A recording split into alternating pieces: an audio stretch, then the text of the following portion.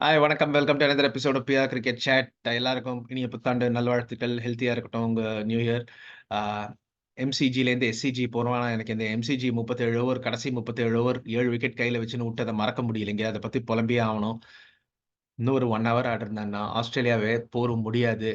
எஸ்சிஜிக்கு போலாம். எங்க பவுலர்ஸும் tired ஆயிட்டாங்கன்னு new ball கூட எடுத்திருக்க மாட்டாங்க. ஒரே ஒரு விண்டோ குடுத்தாரு ரிஷப் பந்த். அங்க வந்து ஆஸ்திரேலியா உள்ள நுழைஞ்சு, அவங்க ரிலன்ட்லெஸ் பவுலிங் அட்டாக் வச்சு காலி பண்ணிட்டாங்க. இந்தியா எனக்கு தெரிஞ்சு ரோஹித் சர்மா, விராட் கோலி 2 பேரும் ஆடக்கூடாது எஸ்சிஜில. ஆனா இது இந்தியன் கிரிக்கெட் நடக்குமா தெரியல. என்னோட ஐடியல் 11 அ யஷஸ்வி ஜெய்ஸ்வால், கேஎல் ராகுல், கில், விராட் கோலி, அ ரிஷப் பந்த். அ ரிஷப் பந்துக்கு பதிலா வந்து என்கேஆர் நம்பர் 5ல வரலாம். ரிஷப் பந்த் நம்பர் 6ல வரலாம். கொஞ்சம் ரிஷப் பந்துக்கும் ரெஸ்ட் வேணும். 200 ஓவர் கீப் பண்ணிட்டு நம்பர் 5ல வர முடியல அவரால. Rishabh Pant 6, NKR 5, Jadeja, Washi and Bumrah, Siraj not Siraj. Bumrah, Prasidh Krishna and Harshit Rana. Siraj போயிடுச்சு. அவர் ரொம்ப டயர்டா இருக்காரு. ஆல் ஓவர் த பிளேஸ் போடுறாரு. ஆகாஷ் தீப்புக்கு இன்ஜுரி. இதுதான் ஐடியல் 11. இப்ப நீங்க கேட்கலாம், விராட் கோலி வேணான்னு சொல்லிட்டு அவர டீம்ல வச்சிருக்கீங்க அப்படின்னு. இது இந்தியன் கிரிக்கெட்டுங்க. இருப்பாரு. அது ஒண்ணும் பண்ண முடியாது.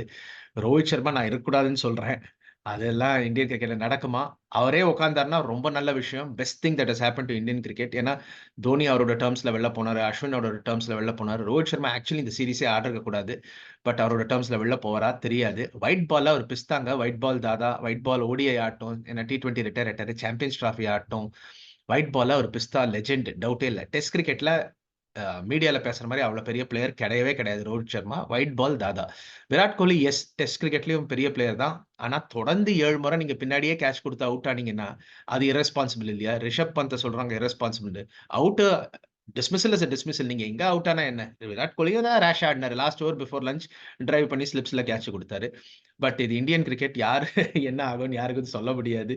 பட் எனிவே பொறுத்திருந்து பார்க்கணும். ஆஸ்திரேலியா ஒரு சேஞ்ச் பண்ணிருக்காங்க. மிச்செல் மார்ஷ் இல்ல. போ வெப்ஸ்டர் நல்ல ஆஃப் ஸ்பின்னர், டால் ஆஃப் ஸ்பின்னர், நல்ல பவுன்ஸ் ஜெனரேட் பண்ணுவாரு. குட் பேட்ஸ்மேன் அண்ட் எல்லா ஆஸ்திரேலியன்ஸ் மாரி நல்ல ஃபீல்டர்.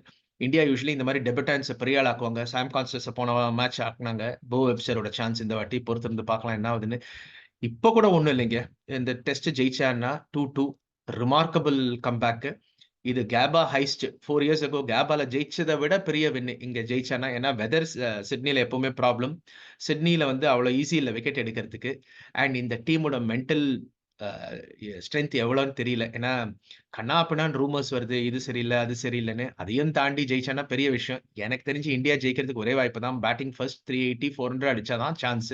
ஆஸ்திரேலியா பேட்டிங் ஃபர்ஸ்ட்னா 90% இந்தியா ஜெயிக்க மாட்டாங்க. Australia win R draw. பொறுத்திருந்து பார்க்கலாம் என்ன ஆகுதுன்னு. நாளைக்கு மீட் பண்ணுவோம் ஆஃப்டர் டேஸ் பிளே. உங்களுக்கு இந்த வீடியோ பிடிச்சிருந்தா லைக் பண்ணுங்க, ஷேர் பண்ணுங்க, சப்ஸ்கிரைப் பண்ணுங்க, ஃப்ரெண்ட்ஸ் அண்ட் ஃபேமிலிக்கு சொல்லுங்க. பெல் ஐகான பிரஸ் பண்ணுங்க நோட்டிஃபிகேஷனுக்கு. Thank you very much. Have a wonderful year.